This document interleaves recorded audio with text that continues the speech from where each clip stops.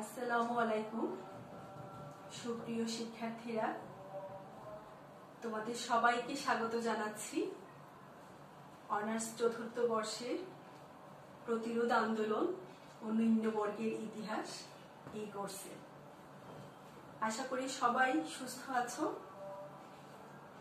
আজকে আমি তোমাদের সাথে আলোচনা করব সাঁওতাল বিদ্রোহের যে নেতৃত্ব, সাঁওতাল বিদ্রোহের প্রকৃতি, বিদ্রোহ দমনে সরকারি যে তৎপরতা ছিল, তারপর গণহত্যা, সাঁওতাল বিদ্রোহের গুরুত্ব এবং ফলাফল নিয়ে। তার আগে আমরা একটু পূর্বের ক্লাসের আলোচনা একটু মনে করে নিই।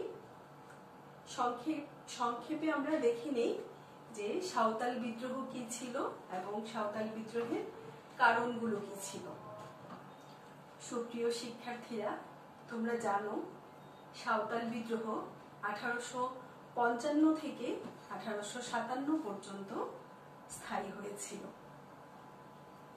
এই বিদ্রোহে সাঁওতাল জনগোষ্ঠী নেতৃত্ব দিয়েছিল, কিন্তু শুধুমাত্র সাঁওতালরাই এই বিদ্রোহে অংশগ্রহণ করেনি। সাঁওতাল বিদ্রোহে অংশগ্রহণ করেছিল অসংখ্য তেলি, ডোম, তারপর নির্যাতিত দরিদ্র মুসলমান, নির্যাতিত হিন্দু, এরা সবাই মিলে এই সাঁওতাল বিদ্রোহ সংগঠিত হয়েছিল। সাঁওতাল বিদ্রোহ বাংলার কৃষক বিদ্রোহগুলোর মধ্যে একটি অন্যতম গুরুত্বপূর্ণ বিদ্রোহ। এই বিদ্রোহ শুরু হয়েছিল মহাজন এবং তার যে দালালরা ছিল তাদের অত্যাচার এবং শোষণের বিরুদ্ধে, শোষণের হাত থেকে মুক্তির জন্য, অর্থনৈতিক মুক্তির লক্ষ্যে এই সাঁওতাল বিদ্রোহ শুরু হয়েছিল। কিন্তু পরবর্তীতে তা একটি স্বাধীন সাঁওতাল রাজ্য প্রতিষ্ঠার সংগ্রামে এটা রূপান্তরিত হয়েছিল। সাঁওতাল বিদ্রোহ শুরু হয়েছিল ব্রিটিশ উপনিবেশিক শাসন হতে সাধারণ মানুষের মুক্তি এবং দেশীয় যে সামন্ততান্ত্রিক শোষণের মূল উৎপাটন করে স্বাধীনতা প্রতিষ্ঠার জন্য। এর চেতনা এবং পরিধির দিক যদি আমরা দেখি, তাহলে এটি ছিল ঔপনিবেশিক শাসনের বিরোধিতায় স্বকীয় নেতৃত্বে পরিচালিত একটি জাতীয় সংগ্রাম। সাঁওতালরা এদেশের ভূমিজ সন্তান নয়, তারা বাইরে থেকে এদেশে এসে বিক্ষিপ্তভাবে বিভিন্ন অঞ্চলে বসবাস করত। 1833 সালে ব্রিটিশ সরকার তাদের নির্বিঘ্নে বসবাসের জন্য তাদেরকে একটি নির্দিষ্ট অঞ্চল ঠিক করে দেয়। পরবর্তীতে এই অঞ্চল সাঁওতাল পরগনা নামে পরিচিত হয়। সাঁওতাল বিদ্রোহের পেছনে নানাবিধ কারণ ছিল। আমরা সংক্ষেপে আজকে একটু দেখে নিব যে সাঁওতাল বিদ্রোহের পেছনে কি কি কারণ ছিল। প্রথমেই যদি আসি যে প্রতিরোধ আন্দোলনের যেসব কৃষক বিদ্রোহগুলো আছে, তার মধ্যে একটা কমন বা সাধারণ কারণ হচ্ছে যে জমিদার এবং মহাজন, এই শ্রেণীর মহাজন, জমিদার, দালাল, তাদের শোষণ। সাঁওতাল বিদ্রোহ এর ব্যতিক্রম ছিল না। নব্য মহাজন এবং নব্য সৃষ্ট জমিদার শ্রেণীর অভূতপূর্ব শোষণ ব্যবস্থা ছিল এই সাঁওতাল বিদ্রোহের একটা অন্যতম কারণ। মহাজনরা এই সাঁওতাল পরগনায় এসে তারা সাঁওতাল জনগণকে ঋণ দিত। সেই ঋণের সাঁওতালদের অভিযোগ ছিল যে সেই ঋণের 10 গুণ বেশি মহাজনকে পরিশোধ করার পরেও এই ঋণের হাত থেকে তাদের মুক্তি মিলত না। আরেকটা শ্রেণী ছিল দালাল শ্রেণী। তারা এই সাঁওতালদেরকে জিম্মি করে ফেলেছিল। তোমরা জানো যে এই সাঁওতাল শ্রেণীরাও মানে বিনিময় প্রথার মাধ্যমে পণ্য কেনাবেচা করত। ফলে এই দালাল চক্র যখন সাঁওতালদের কাছ থেকে কোনো পণ্য ক্রয় করত, তখন তারা ওজনে বেশি নিয়ে নিত। আবার যখন সাঁওতালদের কাছে বিক্রি করবে, তখন আবার তারা ওজনে কম দিত। এইভাবে এই সাঁওতালদেরকে শোষণ করত। এরপরে আছে যে 1793 সালে চিরস্থায়ী বন্দোবস্ত প্রবর্তনের ফলে যে প্রভাব সমাজের উপর পড়েছিল, সাঁওতাল বিদ্রোহের একটি অন্যতম কারণ সেটাও ছিল, অর্থাৎ চিরস্থায়ী বন্দোবস্তের প্রভাব। সেটা কি, যে সাঁওতালরা আগে স্বাধীনভাবে তাদের জমি চাষাবাদ করত। তাদের যে জীবনযাত্রা প্রণালী সেটা ছিল কি, গোষ্ঠীবদ্ধভাবে সনাতন পদ্ধতিতে গোষ্ঠীবদ্ধভাবে তারা বসবাস করত এবং গোষ্ঠীবদ্ধভাবেই তারা চাষাবাদ করত। খাজনা যেটা ছিল, যে জমির উৎপাদিত ফসলের 6/1 তারা রাজাকে খাজনা হিসেবে প্রদান করত। কিন্তু চিরস্থায়ী বন্দোবস্ত প্রবর্তনের ফলে জমির উপর এই কৃষক শ্রেণীর যে অধিকার, সেই অধিকার তারা হারিয়ে ফেলে। জমি চলে যায় জমিদারদের হাতে। এরপর এর সাথে যুক্ত হয়েছিল যে রাজস্ব যে প্রদান, সে রাজস্ব প্রদানের যে পদ্ধতি ছিল, আগে যেটা উৎপাদিত ফসলের অংশবিশেষ রাজস্ব হিসেবে প্রদান করত, কিন্তু চিরস্থায়ী বন্দোবস্তের পরে মুদ্রায় রাজস্ব প্রদান করার নীতি প্রবর্তিত হয়। ফলে এই ব্যবস্থাটাও সাঁওতালরা মেনে নিতে পারেনি এবং এর ফলে তারা আরো বেশি শোষণের শিকার হয়েছিল। চিরস্থায়ী বন্দোবস্তের শর্ত মতে যে জমিদারির খাজনা বছর বছর বৃদ্ধি পাবে না, অর্থাৎ জমিদারির খাজনাটা নির্দিষ্ট থাকবে, কিন্তু ওই অঞ্চলের জমিদার ইচ্ছে করলে অনাবাদী যে ভূমিগুলো আছে সেই ভূমিগুলোকে চাষের আওতায় এনে সেখানে চাষাবাদ করে তারা অধিক উপার্জন করতে পারবে এবং এজন্য জমির রাজস্ব বা খাজনা কিন্তু বৃদ্ধি পাবে না। তো জমিদার যারা, নব্য জমিদার যারা ছিল, তারা এই ব্যবস্থাটার সুযোগ নিয়ে সাঁওতালদের উপর চাপিয়ে দিয়েছিল যে জঙ্গলাকৃতি অনাবাদী যে ভূমিগুলো ছিল সেগুলো পরিষ্কার করে চাষযোগ্য করে তোলার জন্য। সাঁওতালরা যখন এই ভূমিগুলোকে চাষের আওতায় নিয়ে আসলো, ফসল উৎপাদন হতে শুরু হলো, তখন এই জমিদাররা সেই ভূমি থেকে সাঁওতালদেরকে উচ্ছেদ করে দিল এবং তারা নতুন লোকের কাছে এই ভূমির বন্দোবস্ত করে দিল। ফলে ভূমির প্রতি সাঁওতালদের যে মায়া মমত্ববোধ, সেটাও এই বিদ্রোহের একটা কারণ ছিল।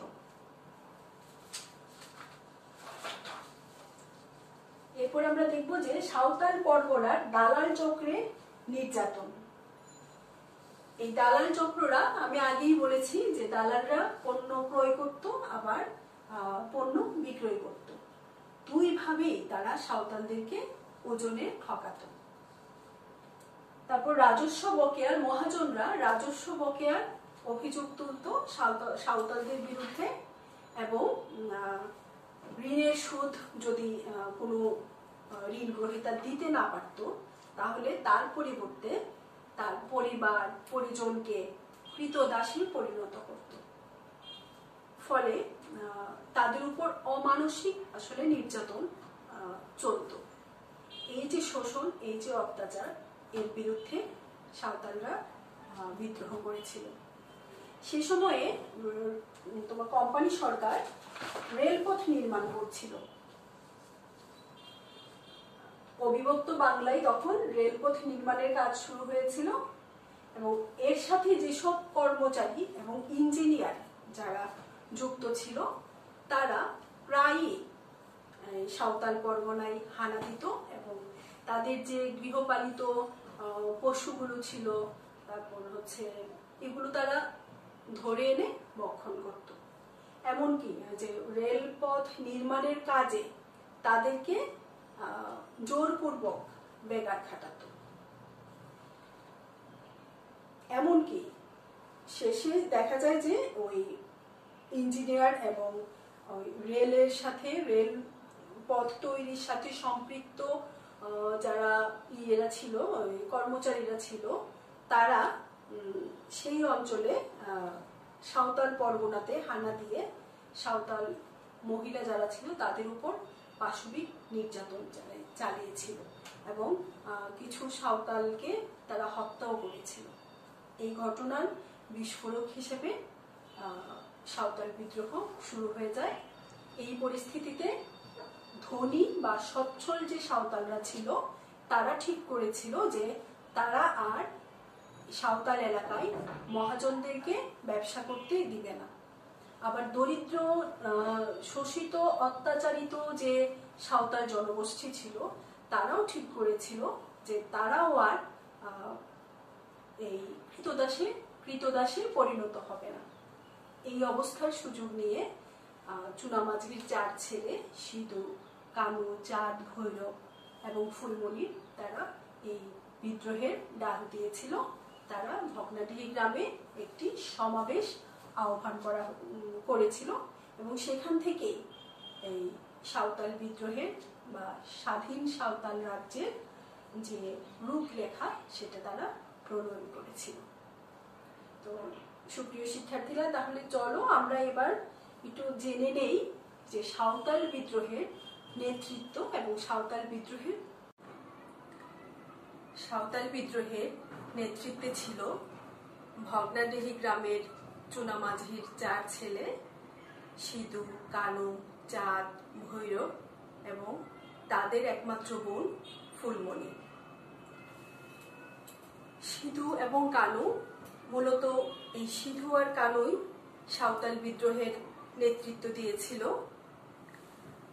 তারা আসলে জানতো যে পশ্চাৎপদ এবং অনগ্রসর, অশিক্ষিত এই সাঁওতাল সম্প্রদায়কে তাদের মনে যে দীর্ঘদিন ধরে অত্যাচারের ফলে যে ক্ষোভ জমে আছে, এই ক্ষোভকে যদি প্রভাবিত করতে হয় বা জাগাতে হয় তাহলে এই আন্দোলনের সাথে ধর্মকে সম্পৃক্ত করতে হবে।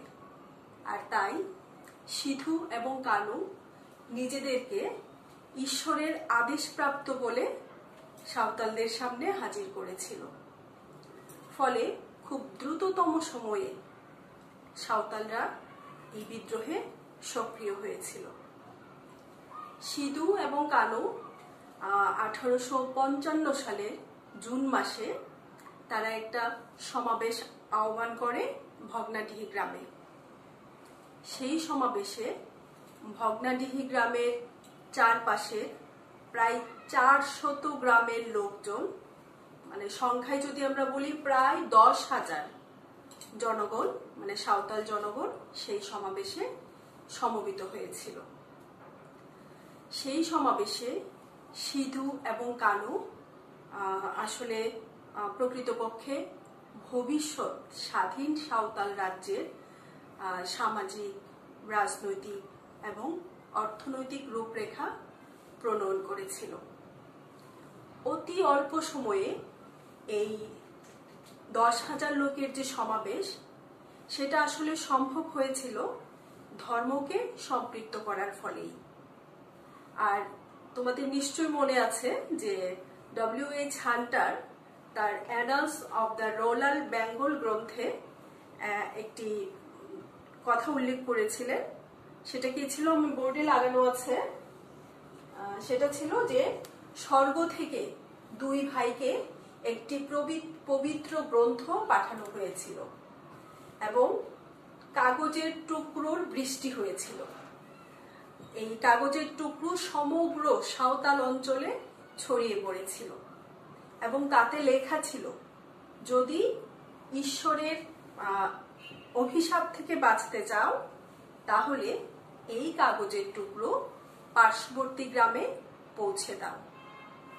ফলে সমগ্র সাঁওতাল পরগনা জুড়ে একটা আলোড়ন তৈরি হয়েছিল এবং এর ফলেই কিন্তু এই ভগ্নাডিহি গ্রামে 1855 সালের জুন মাসে যে সম্মেলন আহ্বান করেছিল সেখানে 10,000 সাঁওতাল সমবেত হয়েছিল। সেই সমাবেশে এই বিদ্রোহের নেতৃবৃন্দ ঘোষণা করেছিল যে জমির মালিক হচ্ছে মারাং বুড়ো, তাই জমির কোনো খাজনা তারা দিবে না। সেখানে তারা আরো বলেছিল যে চিরন্তন সনাতন পদ্ধতিতে তাদের জীবনযাত্রা পরিচালিত হবে।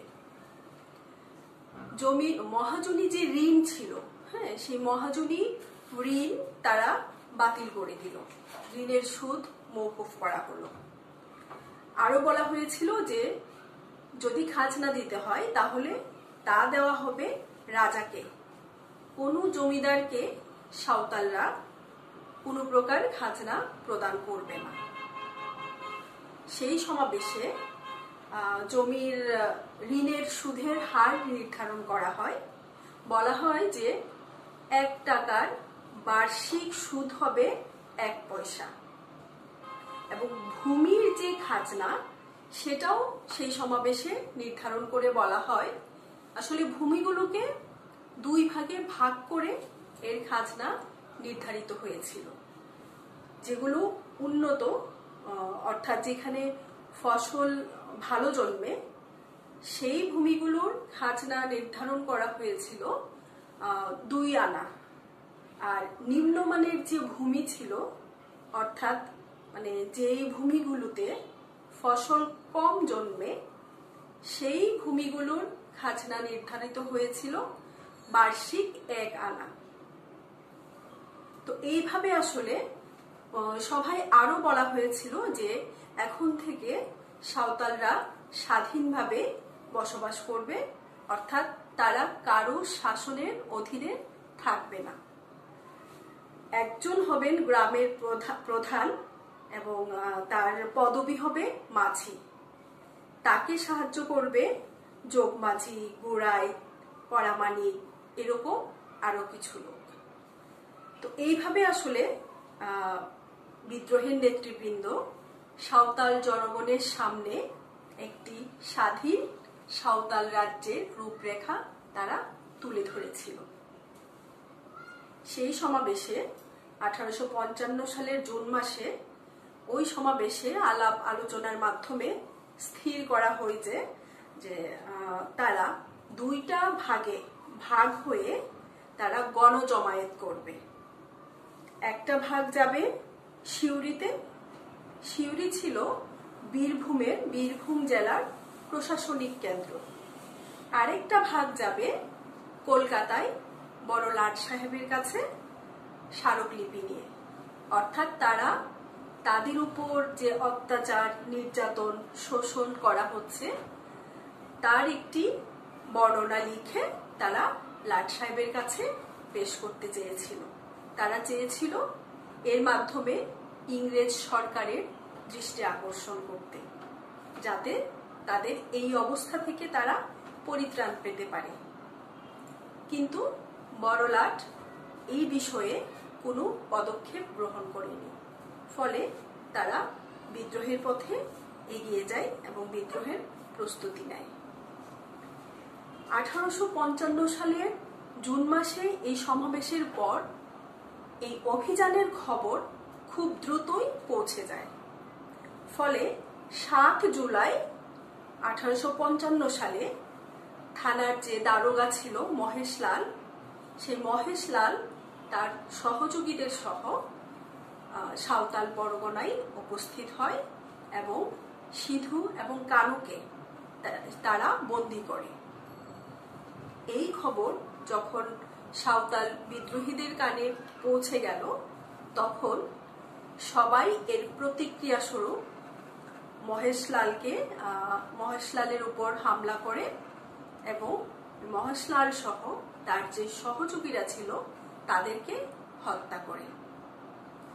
এই হত্যার খবর খুব দ্রুত সাঁওতাল পরগনার চারপাশে যে এলাকাগুলো ছিল সেই সব অঞ্চলে খুব দ্রুত ছড়িয়ে পড়ে। মানে বীরভূম, ভাগলপুর, মুর্শিদাবাদ এই সবগুলো অঞ্চলেই এই সিধু কানুরকে যে বন্দি করা হয়, মহেশলালকে যে হত্যা করা হয়, এই খবরগুলো ছড়িয়ে পড়ে।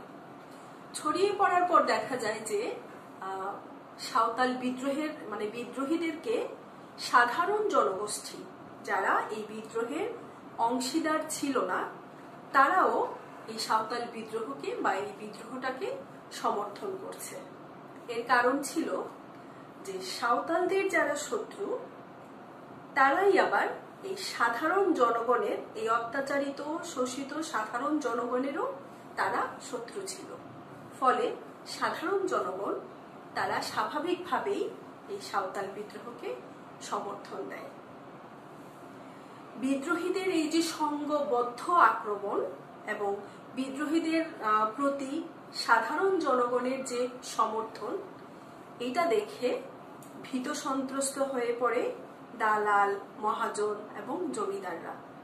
তারা প্রাণ ভয়ে নিজের এলাকা ছেড়ে পালিয়ে যেতে থাকে। এই অবস্থায় দেখা যায় যে বিদ্রোহের তীব্রতা বৃদ্ধি পায় এবং সাঁওতাল বিদ্রোহীরা অত্যাচারিত শোষণকে চূর্ণ বিচূর্ণ করে ফেলে। সাঁওতাল পরগনার প্রায় 80 মাইল এলাকা জুড়ে নিয়মিত যে 1200 ইংরেজ সেনা ছিল, তাদেরকে আর কোথাও চোখে পড়ে না। এই অবস্থায় সাঁওতালরা ইংরেজদের যে ঘাঁটিগুলো ছিল এবং ইংরেজদের যে নীলকুঠি ছিল সেগুলোকে লুণ্ঠন করে এবং এগুলোকে আগুনে জ্বালিয়ে দেয়। ফলে দেখা যায় যে যারা কর্মচারী ছিল, যে পুলিশ, তারপর ডাক হরকরা, চৌকিদার, জমিদার, তারা চাকরি ছেড়ে এরা পালিয়ে চলে যায়। স্মরণকালে ইংরেজ সরকার এত ভয়াবহ পরিস্থিতির আর সম্মুখীন হয়নি। এই অবস্থায় তারা বড়লাটে শরণাপন্ন হন এবং সে সময় বড়লাট ছিল লর্ড ডালহৌসি। তখন এই লর্ড ডালহৌসির নির্দেশনায় এই সাঁওতাল অঞ্চলে তখন হচ্ছে যে মার্শাল ল জারি করা হয়, অর্থাৎ এই অঞ্চলটাকে সামরিক শাসনাধীনে নিয়ে আসা হয় এবং তাদেরকে মানে সাঁওতালদেরকে, বিদ্রোহীদেরকে আত্মসমর্পণের জন্য আহ্বান জানানো হয়, কিন্তু বিদ্রোহীরা তা প্রত্যাখ্যান করে। এরই মধ্যে এই অবস্থা যখন চলছে, তখন এই সাঁওতাল বিদ্রোহের যে মূল নেতা ছিল সিধু চরমপত্র রচনা করে। সেই চরমপত্রে দৃঢ়ভাবে স্বাধীন সাঁওতাল রাজ্য প্রতিষ্ঠার কথা ব্যক্ত করা হয় এবং সেই চরমপত্র কয়েকজন বিদ্রোহীদের মাধ্যমে সেটা ইংরেজ সরকার, তারপর কমিশনার, তারপর ম্যাজিস্ট্রেট, পুলিশ, এমনকি কিছু কিছু জমিদার, তাদের কাছেও এই চরমপত্র পৌঁছে দেওয়া হয়।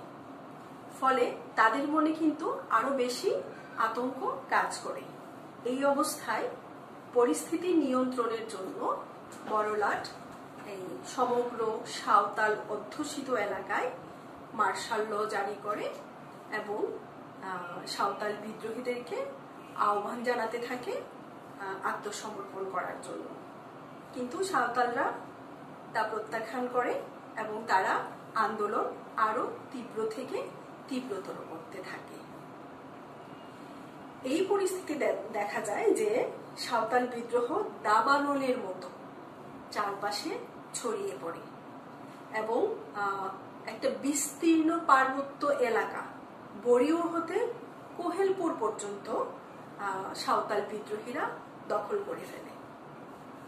এরপর তারা ভাগলপুর এবং রাজমহলের দিকে অগ্রসর হয় এবং ভাগলপুর এবং রাজমহলের মধ্যবর্তী যে অঞ্চল, সেই অঞ্চল বিদ্রোহীরা দখল করে এবং দখল করার পর সেখানকার যে ডাক ব্যবস্থা এবং যে রেল যোগাযোগ ব্যবস্থা সেগুলো বিচ্ছিন্ন করে দেয়।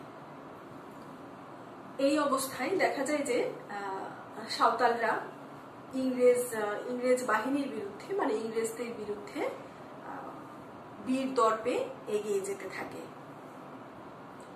এই অল্প শিক্ষিত, অশিক্ষিত বলা যায়, অশিক্ষিত, প্রশিক্ষণহীন, কোন রকম সামরিক প্রশিক্ষণ ছাড়া সাঁওতাল কৃষকরা দলে দলে সাঁওতাল বিদ্রোহে অংশগ্রহণ করতে থাকে। তাদের কিন্তু ন্যূনতম সামরিক জ্ঞান তাদের ছিল না। তারা দেশীয় যে অস্ত্র, কাস্তে, তারপর কুড়াল, তলোয়ার, তীর, ধনুক, এগুলো নিয়ে তারা আন্দোলনে ঝাঁপিয়ে পড়ে। এই দেশীয় অস্ত্র নিয়ে তারা আন্দোলনে ঝাঁপিয়ে পড়ার পর কখনো কখনো তারা আবার গেরিলা কৌশল অবলম্বন করে। মূলত গণবাহিনী যেরকম, প্রকৃত গণবাহিনীর মতোই এদের চলাফেরা শুরু হয়। অর্থাৎ এরা ছোট ছোট দল করে বিভিন্ন জায়গায় ঘুরে বেড়াতে থাকে এবং তারা অপেক্ষা করতে থাকে যে কখন বিদ্রোহের সংকেত দেওয়া হবে। তখন হতো কি, যে নাকারা বাজিয়ে যখন বিদ্রোহের নেতৃবৃন্দ মনে করত যে সমবেত করা প্রয়োজন বা তাদেরকে একসাথে করা প্রয়োজন, তখন তারা বিদ্রোহের নেতারা নাকারা বাজাতো। সেই নাকারার আওয়াজ শুনে এই ছোট ছোট দলে বিভক্ত হওয়া সাঁওতাল বিদ্রোহীরা মুহূর্তের মধ্যে একটা স্থানে জড়ো হয়ে যেত এবং সুশৃঙ্খলভাবে তারা এই কাজটা করত। এর ফলে দেখা যায় কি, যে তারা যে শুধুমাত্র মানে গেরিলা কৌশলের মাধ্যমে বিদ্রোহ শুরু করেছিল তা কিন্তু নয়। এরা পরোয়ানা জারি করে, যে জানিয়ে শুনিয়ে, তারপর দোল মাদল বাজিয়ে, মাঝে মাঝে নিজেদের মধ্যে ইস্তেহার বিলি করে তারা কিন্তু প্রকাশ্যে অভিযানে বের হতো। এভাবে এই সাঁওতাল বিদ্রোহীরা সমগ্র এলাকা জুড়ে, গ্রাম থেকে গ্রামান্তরে এই বিদ্রোহের স্ফুলিঙ্গ ছড়িয়ে দিয়েছিল। এই অবস্থায় যুদ্ধ চলতে থাকে ইংরেজদের বিরুদ্ধে। প্রায় 2 বছর ধরে এই সাঁওতাল বিদ্রোহ চলে। বিদ্রোহের প্রাথমিক পর্যায়ে সাঁওতাল বিদ্রোহীরা সাফল্য অর্জন করেছিল। প্রথম দিকে অনেক ইংরেজ সেনাদলকে, ছোট ছোট সেনাদলকে যুদ্ধে তারা পরাস্ত করেছিল। এমনকি বীরভূম এবং 24 পরগনা, এই অঞ্চলগুলো, মানে সাঁওতাল পরগনা, দুঃখিত, বীরভূম এবং সাঁওতাল পরগনা, এই দুইটা অঞ্চল এই বিদ্রোহের প্রথম দিকে সাঁওতালদের অধীনে চলে আসে এবং তারা সেই অঞ্চলে স্বাধীনভাবে শাসন কাজ শুরু করে। অবস্থা যখন ক্রমে নাজুক হয়ে যায়, তখন ব্রিটিশ সরকার তার সামরিক শক্তি প্রয়োগ করে এই বিদ্রোহটাকে স্তিমিত করেছিল। এইভাবে বিদ্রোহটাকে দমন করা হয়েছিল। প্রিয় শিক্ষার্থীরা, এবার আমরা দেখব যে সাঁওতাল বিদ্রোহ দমন করার ক্ষেত্রে ব্রিটিশ সরকারের কি তৎপরতা ছিল। আসলে যখন সাঁওতালরা একটা বিস্তীর্ণ অঞ্চল, বড়িও থেকে কোহেলপুর পর্যন্ত, এই বিরাট একটা পার্বত্য অঞ্চল যখন নিজেদের আয়ত্তে নিয়ে গেল, তখন আসলে ব্রিটিশরা শঙ্কিত হয়ে পড়ল এবং এই অবস্থা থেকে উত্তরণের জন্য ব্রিটিশ সরকার ব্যাপক তৎপরতা গ্রহণ করল। নিয়মিত যে বাহিনী ছিল তার সাথে আরো অনেক বহু সংখ্যক পদাতিক বাহিনীকে যোগ করা হলো এবং সাঁওতালদের যে গতিবিধি সেটা রোধ করার জন্য ব্রিটিশ সরকার ওই সাঁওতাল পরগনায় অশ্বারোহী বাহিনী এবং হস্তী বাহিনী নিয়োগ করলো। ফলে একদিকে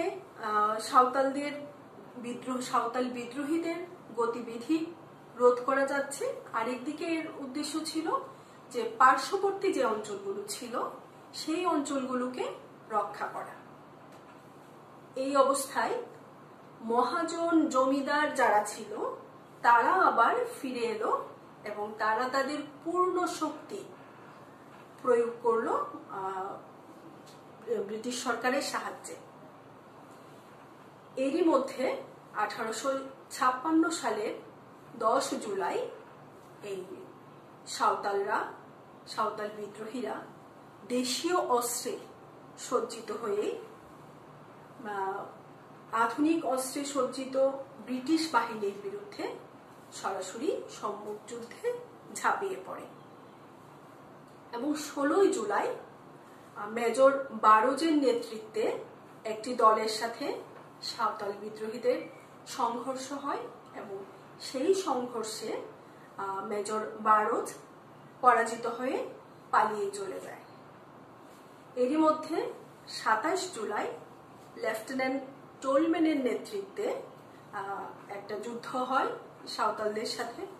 সেই যুদ্ধে সাঁওতালরা জয়লাভ করে এবং এই লেফটেন্যান্ট টোলম্যান এবং তার সাথে প্রায় 13 জন সেনাকে তারা হত্যা করে।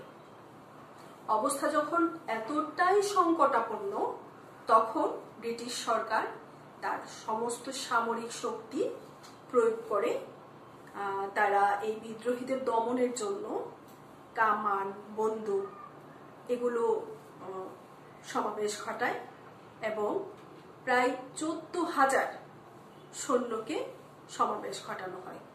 এর মধ্যে বিশেষ একটা দল ছিল যারা যুদ্ধবিদ্যায় বিশেষভাবে পারদর্শী ছিল। এই বড় একটা শক্তি নিয়ে তখন ব্রিটিশ সরকার এই বিদ্রোহীদের দমনের জন্য এগিয়ে যায়। এই অবস্থায় ক্যাপ্টেন কপিন নেতৃত্বে বীরভূম জেলায় একটা যুদ্ধ হয় সাঁওতালদের সাথে। সেই যুদ্ধে অনেক সাঁওতাল হতাহত হন এবং অনেককেই বন্দী করা হয়। জানা যায় যে ওই যুদ্ধে বন্দীকৃত 1,500 সাঁওতাল বিদ্রোহীকে একদিনে হত্যা করা হয়েছিল।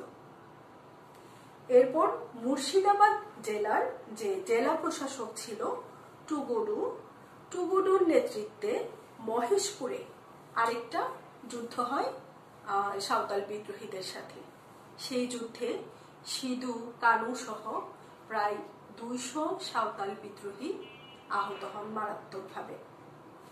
এভাবে বিদ্রোহীদের যে মূল কেন্দ্র বারহাইট ইংরেজদের নিয়ন্ত্রণে চলে আসে। এইভাবে আসলে ক্রমান্বয়ে আধুনিক অস্ত্রের মাধ্যমে এই দেশীয় অস্ত্র সম্বলিত যে সাঁওতাল যোদ্ধারা ছিল, বিদ্রোহীরা ছিল, তাদেরকে দমন করা হয়। তারপরেও জানা যায় যে এই সাঁওতাল বিদ্রোহীরা এই গোলা বারুদ কামানের কাছে তারা মাথা নত না করে তারা যুদ্ধ করতে করতে শহীদ হন। তারপরেও তারা ইংরেজদের কাছে আত্মসমর্পণ করেনি, মাথা নত করেনি। সাঁওতাল বিদ্রোহ দমনের যে তৎপরতা সেটাকে আমরা মেজর ভিনসেন্টের লেখনী থেকে জানতে পারি। তিনি উল্লেখ করেছেন মেজর ভিনসেন্ট ছিলেন ইংরেজ সেনাধ্যক্ষ। মানে তিনি উল্লেখ করেছিলেন যে আসলে বিদ্রোহ দমনের নামে ব্রিটিশ সরকার নির্বিচারে গণহত্যা চালানো হয়, অর্থাৎ তাদের রোষানল থেকে সাঁওতাল কৃষক, নারী কেউ রেহাই পায়নি। বিদ্রোহ দমনের নামে ভয়াবহ অত্যাচার করা হয় এই সাঁওতাল লোকজনের উপর।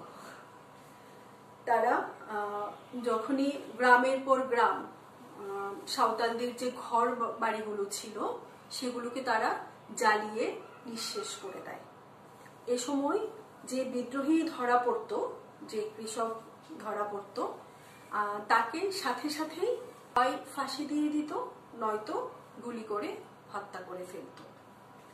এইভাবে এক সময় সাঁওতালরা নিজের স্থান ছেড়ে তারা অরণ্যে গিয়ে আশ্রয় নেয় এবং গভীর অরণ্য থেকে বের হয়ে এসে তারা গেরিলা আক্রমণের মাধ্যমে যুদ্ধ চালিয়ে যেতে থাকে।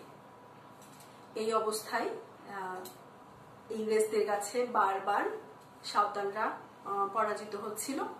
তারপরেও তারা প্রাণপণ দিয়ে যুদ্ধ করে যাচ্ছে ইংরেজদের বিরুদ্ধে। এই সময়ে সিধু, কানু, চাঁদ, ভৈরব এবং ফুলমণিকে ধরা হয় এবং তাদেরকে হত্যা করা হয়। সিউড়ি যে অঞ্চল ছিল, যেটা আসলে বীরভূম জেলার প্রশাসনিক কেন্দ্র ছিল, সেই সিউড়ি শহরের খোলা মাঠে একসাথে শত শত সাঁওতাল বিদ্রোহীকে ফাঁসির কাস্টে ঝুলিয়ে রাখা হয়। এর মাধ্যমে আসলে ইংরেজরা, যারা সাঁওতাল বিদ্রোহের সমর্থক ছিল, সাধারণ জনগণ, তাদের মনে একটা আতঙ্ক তৈরি করার চেষ্টা করে। নেতৃবৃন্দের এই হত্যার ফলে অনেক সাঁওতাল বিদ্রোহীকে কারাগারে বন্দিও করে রাখা হয়। এই অবস্থায় যারা বাইরে ছিল, যে অল্প সংখ্যক সাঁওতাল বিদ্রোহী তখনও ইংরেজদের ধরা ছোঁয়ার বাইরে ছিল, তারা এই বিদ্রোহী নেতৃবৃন্দের করুণ পরিণতি দেখে তারা আসলে মানসিকভাবে মুষড়ে পড়ে এবং তারা আর যুদ্ধ চালিয়ে নেওয়ার মতো আর শক্তি তাদের আসলে ছিল না। এই অবস্থায় এই সাঁওতাল বিদ্রোহীরা আত্মসমর্পণ না করে তারা নিজের জীবন বাঁচানোর জন্য গভীর অরণ্যে গিয়ে আশ্রয় নেয়। এভাবে প্রায় 2 বছর ব্যাপী চলা এই সাঁওতাল বিদ্রোহ অবসান হয়। সুপ্রিয় শিক্ষার্থীরা, আমরা এবার একটু দেখে নিব যে সাঁওতাল বিদ্রোহের গুরুত্ব এবং তাৎপর্য কি ছিল। সাঁওতাল বিদ্রোহ বাংলার কৃষক বিরোধী কৃষক বিদ্রোহের মধ্যে একটি অন্যতম গুরুত্বপূর্ণ বিদ্রোহ। এটা শুধু যে গুরুত্বপূর্ণ তা নয়, এই সাঁওতাল বিদ্রোহকে আসলে আমরা যুগান্তকারী বিদ্রোহ বলতে পারি। সাঁওতালরা 2 বছর ধরে প্রশিক্ষিত, আধুনিক অস্ত্রে সজ্জিত ইংরেজ বাহিনীর বিরুদ্ধে তারা যুদ্ধ চালিয়ে গিয়েছিল এবং আমরা যদি সাঁওতাল বিদ্রোহের প্রাথমিক অবস্থাটা দেখি, যে তখন কিন্তু তারা ছোট ছোট অনেকগুলো যুদ্ধে ইংরেজ বাহিনীকে পরাজিত করেছিল। তারা রাঢ় থেকে রাজমহল পর্যন্ত একটা বিস্তীর্ণ অঞ্চল নিজেদের আয়ত্তে নিয়ে আসতে সক্ষম হয়েছিল। তাদের যে অস্ত্র, তাদের কাছে কিন্তু কোনো উন্নত অস্ত্র ছিল না। একেবারে দেশীয় অস্ত্র নিয়ে অশিক্ষিত, সামরিক জ্ঞানহীন সাঁওতাল কৃষকরা এই শক্তিশালী ইংরেজ বাহিনীর বিরুদ্ধে যুদ্ধ করেছিল। এই যুদ্ধে সাঁওতালরা যদিও হেরে যায়, পরাজিত হয়, কিন্তু তারপরেও তারা কিন্তু আত্মসমর্পণ করেনি। এই যে একটা শিক্ষা, এই শিক্ষাটা পরবর্তী যে আন্দোলনগুলো ছিল সেই আন্দোলনগুলোকে প্রভাবিত করেছিল, এই কথা আমরা নিঃসন্দেহে বলতে পারি। তো সাঁওতাল বিদ্রোহ ছিল আসলে একটা কি বলা যায়, যে নেই সঙ্গত বিদ্রোহের একটা উদাহরণ। যে সাঁওতাল বিদ্রোহ জনগণের মনে এক বিশেষ চেতনার জাগ্রত করেছিল। সেই চেতনাটা কি? জনগণরা বুঝতে সক্ষম হয়েছিল যে শাসক গোষ্ঠী যতই শক্তিশালী হোক না কেন তার বিরুদ্ধে অবস্থান নেওয়া যায়, মানে বিদ্রোহ করা যায়।